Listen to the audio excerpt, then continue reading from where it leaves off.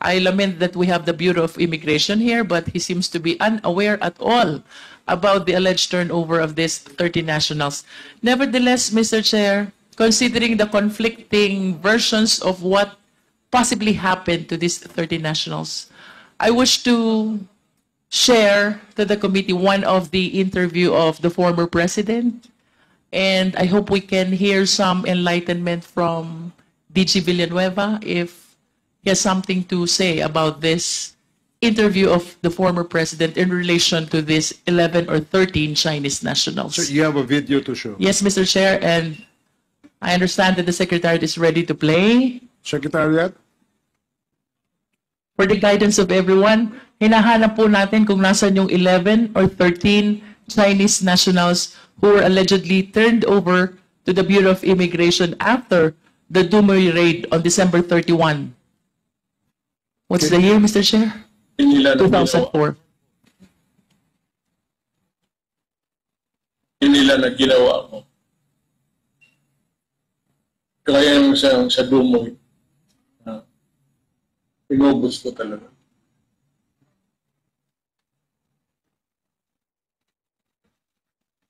I did it because I had to do it for my country. I believe it's clear, Mr. Chair, yung sa Dumoy, inubos ko talaga. I did it because I have to do it for my country. Can we hear the comment of DG Villanueva? Mr. Chair, kilala naman natin si Presidente. May rhetoric talaga yan para makita. But ang sinasabi ni President is Dumoy. Dumoy Laboratory. Talagang patay lahat yung naandun, Mr. Chair. Hindi doon sa kung saan na area. So yun yung, I believe that's the context. But knowing him, talagang ganun magsalita, sir. Mr. Chair, patayan, akong bahala dyan. Mga ganun usually. Mr. Chair. Tatapon ko sa helicopter yan. Mr. Chair, naniniwala ba si General Wilkins na rhetoric lang yun? Naniniwala kayong rhetoric lang yun? Yung Dumoy, Mr. Chair, is... binanggit mo rhetoric eh. Yun So, na. alam mo yung utak ng dating Pangulo? Mr. Chair, I'm talking about Dumoy Laboratory. You are talking about what the President said. Doon sa Dumoy Laboratory, Mr. Dali Chair. lang. Pinanggit kanina ni Congresswoman Luistro Pinakita sa iyo yung video Nakita ron na ubos ko talaga. You were not referring to you were referring to the statement of the former president. And you said it is just rhetoric. Rhetoric lang ba yun? I'm just asking. Yes, is Mr. that Chair. rhetoric, Mr. Chair? Mr. Chair, Sa'yo. Sagutin mo ako. Mr. Yes or Chair. no, is that rhetoric? Mr. Chair, yung sinasabi ni Presidente during that time was in Dumoy. My goodness, you're impossible. You are very impossible. Sasagutin mo lang ako Binanggit mo rhetoric Alam mo naman si Presidente. Binanggit mo, alam nyo naman si Presidente. Alam mo ang utak ng dating Pangulo? Rhetoric lang ba yung sinabi niya? I'm sorry for the word, Mr. Chair. Yun. I'm sorry for the word. Salamat.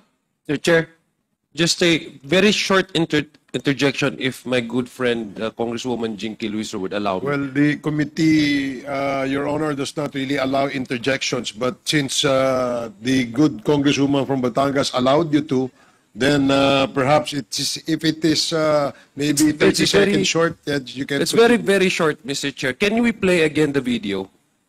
Sige. Please play the video again.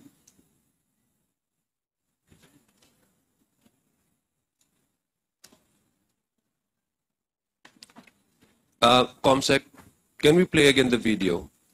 Comsec, Secretariat, can you please play the video?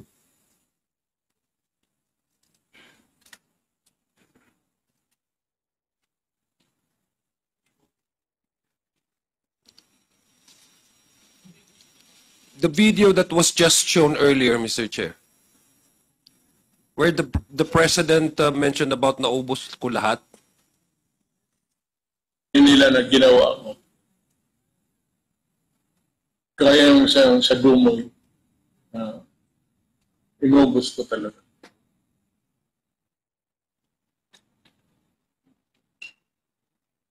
I did it because I had to do it for my country.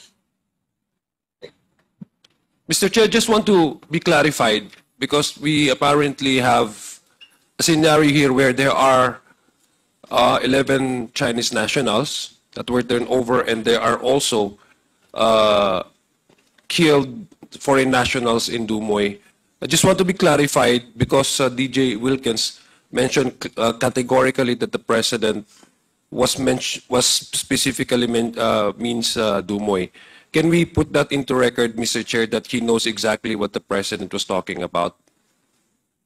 Because the premise of the question of Congresswoman Jinky was about the 11 Chinese nationals. We did not know where they are, whether they're really alive or if they were, killed. Just to put into record, Mr. Chair, that the DG Wilkins Villanueva knew exactly categorically what the president was referring to. Mr. Chair, what I hear, if I can hear it right, yung pinag-uusapan dito, Mr. Chair, issue sa Dumoy. That is why, nung pinakita yung video ng presidente, na inubos ko lahat sa Dumoy, talagang ubos lahat, Mr. Chair. It's not in Arlene apartment or what. It's in Dumoy na anti-drug operation, clandestine laboratory operation, Mr. Chair. That's what I'm saying, Mr. Chair. Okay, but you did the operation in Dumoy, right? Yes, Mr. Chair. So was there a clear, because when the president says, taking into the context of his pronounce it there, inubos ko sila lahat, did he direct you personally to make ubos of all the Chinese that you found there in the raid? Lumaban yung anim, Mr. Chair. Kaya kwento ko nga kanina, yung pang-anim na namatay, pinakal yung agent natin, yung police natin. Yeah, Mr. Chair. I'm not saying the manner of which they were killed. I'm just trying to patch and link his statement with the one that you just said earlier. Kasi ang sinabi niya, inubos ko sila lahat. Pero kayo po yung gumawa ng raid. Now, put that into context, did he order you to kill all those No, Chinese? Mr. Chair. Hindi Yun ang po. gusto kong Kami i-mention. lang, sa amin yun, Mr. Chair. Yun ang gusto naming i-point out po ni ni Chairman Benny Abate. Yes, So I Mr. would Chair. suggest to DJ Wilkins Villanueva not to speak on behalf of the President Yes, because we yes, can never understand what the President really means. Yes, Mr. Chair. Thank you, Mr. Chair. Okay, Mr. Chair. before that, let Short me lang. acknowledge the presence of Congressman Johnny Pimentel and Congresswoman Janet Green. Short Are lang, you done, Congresswoman Luistro? You are okay. Sige lang, Thank you, thank you. Please proceed, Congressman Dan. I was a little bit, medyo merong akong konting confusion about the pronouncement of the former president. And I was amazed, no? Actually, ngayon ko lang parang nakita to na siya yung pumatay. Ang question ko lamang po, we were talking about the 13 Chinese nationals. At doon sa 13 Chinese nationals na yon, meron siyang tatlong mga bata. Merong 14 years old, merong 15 years old, at merong 18 years old. So kung sakaling totoo yung sinasabi ng former president that he killed everybody, yeah, for the love of the country, involving those children, this is something that is so serious, no? And we have to take it seriously talaga. And just wanted to know, asan na tong 13 taong ito? Sa ngayon, Wilkins, we don't know the whereabouts of these 13 Chinese nationals. Mr. Chair, talagang ang makakasagot nito is Bureau of Immigration. Tama yung sabi ni Congress Representative Luistro na tingnan yung travel record. Kasi talagang nirelease ng BID. It's the BID na makakasagot nito, Mr. Chair. Mas madadali kung makuha talaga yung travel records ng mga taong ito, Mr. Chair. Okay, Mr. Chairman, yun lamang gusto kong medyo maintindihan and kailangan po magkaroon tayo ng closure dito sa isyong to. No? Very bothering po itong pati bata ay kung talagang pinatay ng former president to ay medyo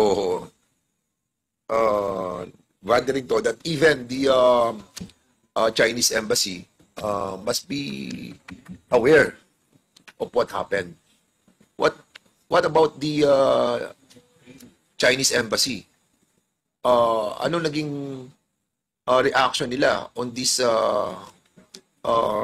Chinese nationals? Have we invited the Chinese embassy during that time? Because these are all Chinese nationals. So basically, these criminals must be turned over to them, correct? Have we included the Chinese embassy? Hindi ko pa alam kung anong action talaga ng Bureau of Immigration, Mr. Chair. Kaya, A while ago, you were mentioning General Wilkins that it was a comprehensive briefing that you have conducted. yes, sa mga VIPs Yeah. na dumating on this January 1st, Mr. Chair. And who conducted that briefing? Ako po. No, I mean, who invited all those personalities, the VIPs? Mr. Chair, coming from Manila po sila eh. No, what I mean is like, who invited? Are they the one who started the,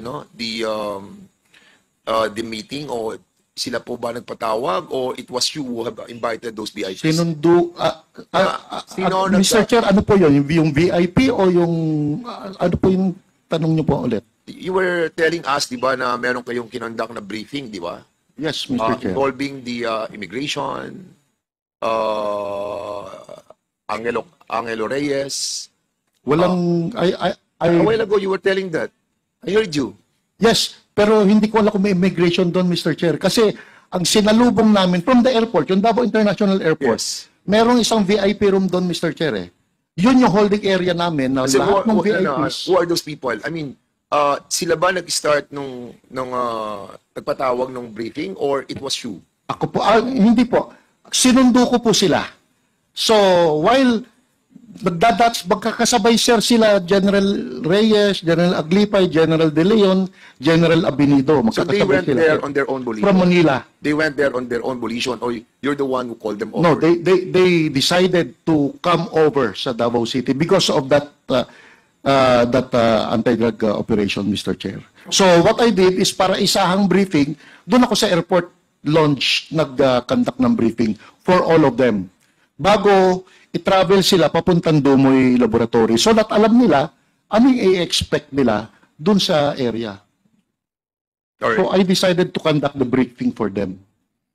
During that time, walang immigration doon, Mr. So wala ka na remember that Chinese embassy were... Wala po, wala Okay. po. Sige, yun lang po, Mr. Chairman. Maraming salamat po. Okay, thank you, Congressman Paduano. Congressman Fernandez.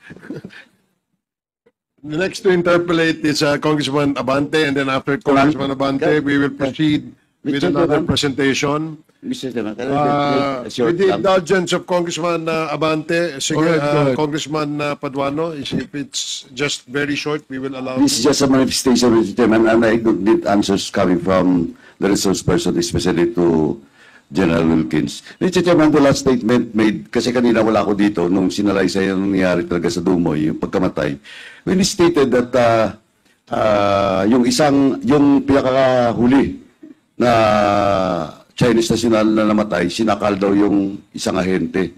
Eh, sinakal lang pala eh. Ba't pinatay? Di ba? Is it commensurate? Eh, kung sinakal lang, ibig sabihin nun, baka wala siyang baril. Di ba, Mr. Chairman? Kaya, ako, ang daming inconsistencies. Ayaw ko nga, hindi ko nga kita tinatanong, this is just my manifestation. Eh, yung mga statement, in fact, Mr. Chairman, to add my manifestation, ang daming nakakalimutan si General Wilkins, pero yung mga pizza, hindi niya nakakalimutan. At hindi pa ito tapos. Pag dumating yung official document ng PIDEA, doon tayo po magkakaalaman-alaman. Pero once again, Mr. Chairman, nagtataka po ako sa statement na yung pang-anim o yung last na namatay, sinakal pa nga yung isang agent ng PDEA daw o ng agent nila General Wilkins. Thank you, Mr. Chairman. Again, I don't need the reply from General Wilkins. Okay. Thank you po. Salamat. So we will now proceed with the last interpellator on the second presentation by PIDEA. Congressman Abante, you are recognized. You have 10 minutes. Mr. Chair, with the indulgence of the Honorable Chairman Abante. Okay, Congressman Akop, with the indulgence of Congressman Abante, please proceed. Yeah. May I ask General La Peña at saka si Yusek Gumban, hindi po ba pursuant to the law which was already in existence in 2004, tama po ba? Yung Republic Act 9165? Hindi ba? Yes, sir. Kung ang operations are anti-illegal drugs, ang PDEA ang Office of Primary Responsibility. That's right, sir. Yusek Gumban, would you agree with that? Yes, Mr. Chair. General Villa, General Wilkins, would you agree with that? Yes, Mr. Chair.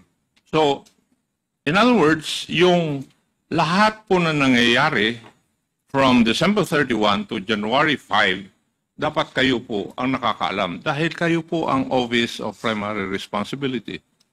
Yes, Mr. Chair. Pero sa pagsasagot niyo po sa amin, parang hindi niyo po alam yung nangyari. Kasi you stated that you do not even know kung sino yung mga pumunta sa Arlene apartment. For example, if I asked you, what is the distance between the Arlene apartments at saka yung chemical warehouse Agdao? Siguro, Mr. Chair, mga 5 minutes ride. 3 to 5 minutes ride. Yes. Ni-raid nyo na yung Agdao, yung Arlene apartments. January 1, bumalik kayo sa 5 minutes na lugar from Arlene apartment, ni-raid nyo yung warehouse doon, January 4. Yes, Mr. Chair, kasi wala kaming search warrant doon, Mr. Chair. Saan? Sa Agdao warehouse, Mr. Chair, wala kaming warrant. Wala rin kayong warrant sa Arlene. Doon sa Arlene naman, Mr. Chair, kasi sumama naman yung mga tao, Mr. Chair. Hindi yun ang issue eh. Ang issue doon is, did you have a search warrant to that? Are you telling me that you can enter any place? A private place without any warrant of search warrant? Mr. Chair, hindi ko alam kung ano yung Ikaw actual na ang nangyari. Office Yes, of Mr. Primary Chair. Responsibility. You are not accepting responsibility dahil hindi nyo ma-explain kung nasaan yung 13 na Chinese. Thank you, Mr. Chairman. All right, thank you so much. Now I will be proceeding to the next interpellator. Congressman Abante, Chairman, you are now recognized. Thank you. You have 2 minutes.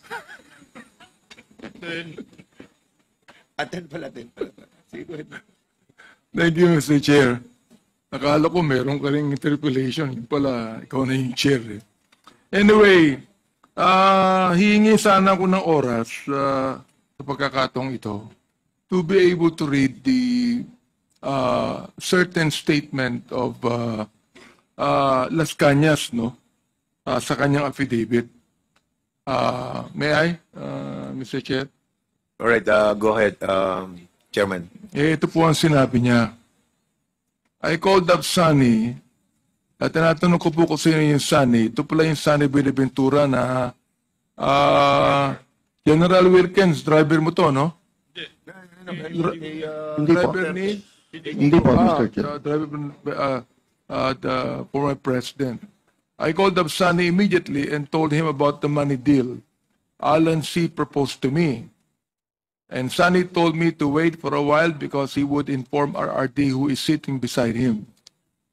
When RRD was on the phone, he told me not to buy the proposed money deal of Alan C., that he would take care of us regarding the issue of money, and that he had in his disposal huge amount of intel funds. RRD told me to proceed with the agreed plan to clean up and dispose of the 11 Chinese nationals and that they were menace to our society. So, kinwento po niya rito, no? Kung papaano niya pinatay. Well, Mr. Chair, I'm not against the killing of Chinese drug lords. What I'm against is the way they were killed.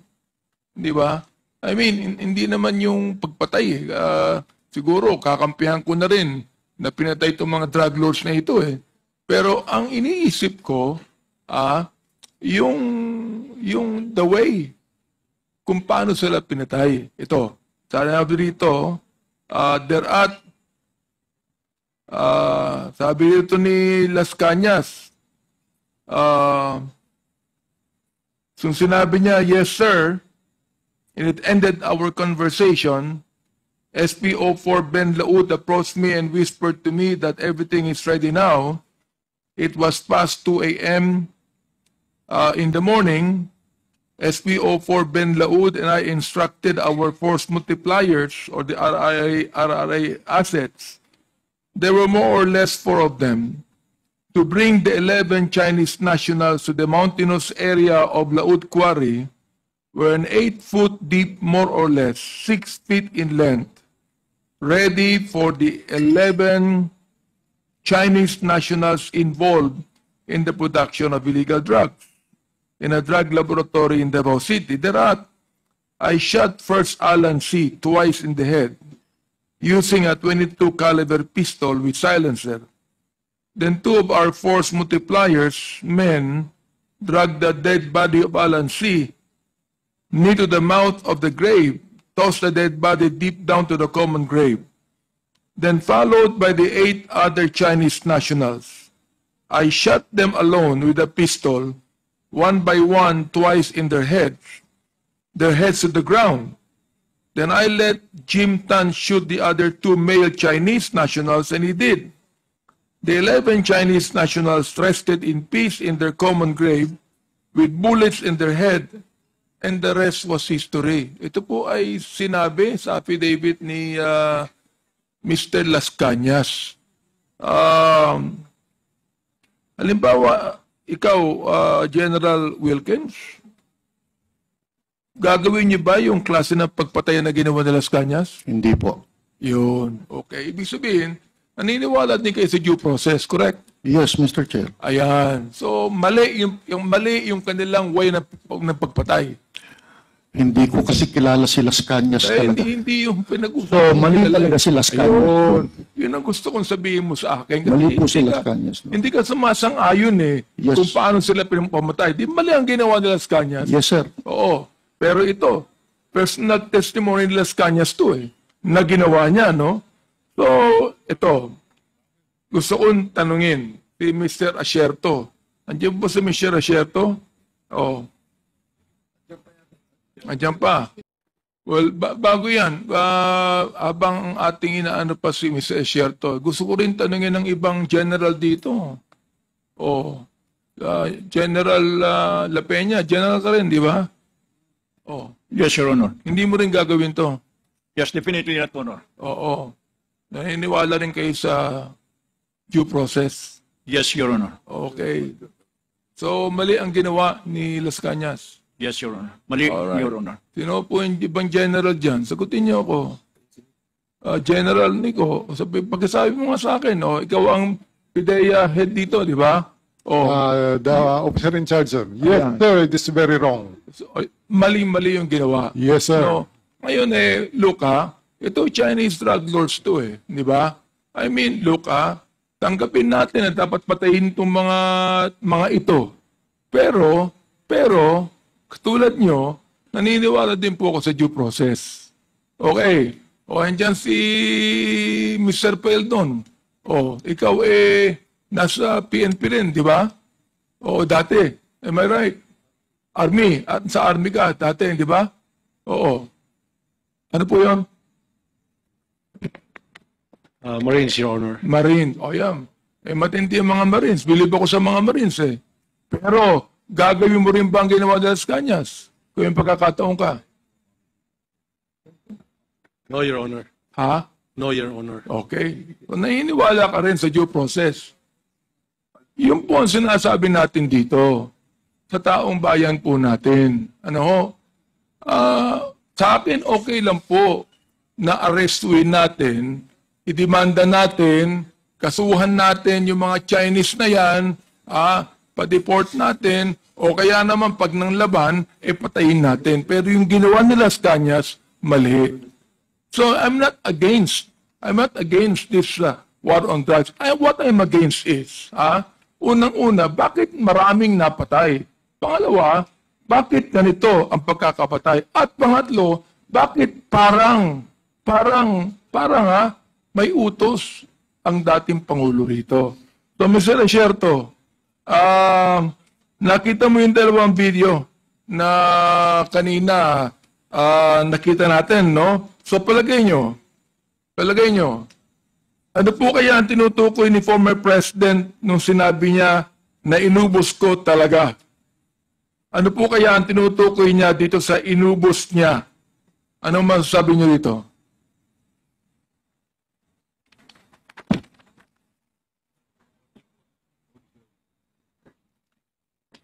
May audio. Parang sinasabi niya po na talagang pinapatay niya po yung mga tao sa Domo. Okay.